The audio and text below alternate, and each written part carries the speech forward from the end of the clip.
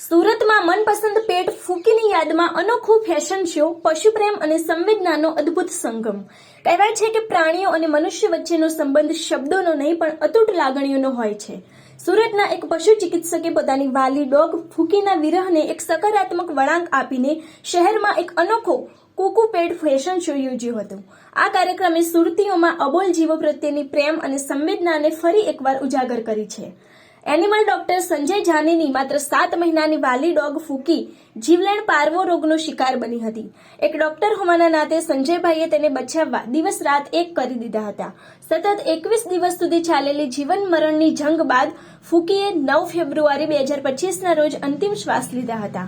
પોતાની લાડલી ફૂકીના મૃત્યુથી હારી જવાને બદલે ડોક્ટર જાનીએ તેની યાદને કાયમ માટે જીવંત રાખવાનો અને સમાજમાં પ્રાણીઓ પ્રત્યે જાગૃતિ લાવવાનો નિર્ધાર કર્યો. ફૂકીની પ્રથમ પુણ્યતિથિ નિમિત્તે તેને સાચી શ્રદ્ધાંજલિ આપવા માટે સુરતમાં એક ભવ્ય પેટ ફેશન શોનું આયોજન કરવામાં આવ્યું. આ કોઈ સામાન્ય ફેશન શો નહોતો, પરંતુ પ્રાણીઓ પ્રત્યેના લગાવ અને આદરનો પ્રતીક હતો. આ શોનો મુખ્ય ઉદ્દેશ્ય લોકોમાં તેમના પાલતુ પ્રાણીઓ પ્રત્યેની આત્મીયતા વધારવાનો અને તેમની દરકાર લેવાની ભાવના જગાડવાનો હતો. આ કાર્યક્રમમાં સુરતના અનેક પેટ લવર્સે પોતાના પાલતુ પ્રાણીઓ સાથે ઉત્સાહભેર ભાગ લીધો હતો. ફેશન શોમાં માત્ર દેખાવ જ નહીં, પરંતુ પેટ્સની શિસ્ત અને તેમના માલિક સાથેના તાલમેલની પણ કસોટી કરવામાં આવી. જે પેટ્સે ફેશન શો અને ડિસિપ્લિન ટેસ્ટમાં શ્રેષ્ઠ પ્રદર્શન કર્યું, તેમને આકર્ષક ટ્રોફી આપી પ્રોત્સાહિત કરવામાં આવ્યા હતા. શોમાં ભાગ લેનારા તમામ પેટ્સ માટે કપડાં અને ફૂડ પેકેટ્સનું મફત વિતરણ કરવામાં આવ્યું હતું. ડોક્ટર સંજય જાનીનો આ પ્રયાસ સમાજને સંદેશ આપે છે કે પાલતુ પ્રાણીઓ માત્ર મનોરંજનનું સાધન નથી, પણ તે પરિવારના સભ્ય સમાન છે.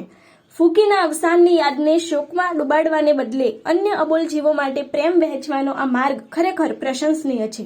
સુરતમાં યોજાયેલો આ ફેશન શો એ સાબિત કરે છે કે સુરતીઓ માત્ર બિઝનેસમાં જ નહીં પણ જીવદયા અને લાગણીઓના મામલે પણ દિલદાર છે.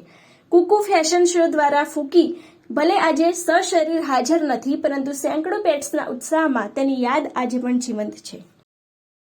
મારું નામ છે સંજય જાની, કુકુ પેટ શોપ. આજે અમે મારો ડોગ 1 વર્ષ પહેલાં જે એક્સપાયર થયેલો હતો, તો એના નિમિત્તે મેં એક ડોગ ફેશન શો રાખ્યો છે, જેમાં જે લોકો પાર્ટિસિપેન્ટ્સ કરવાના છે એમને એ લોકોને ફ્રી કપડાં, ફ્રી ટ્રીટ્સ અને ફ્રી ફૂડ પણ અમે આજે આપવાના છીએ અને અલગ અલગ એક્ટિવિટી પણ અમે કરાવવાના છીએ.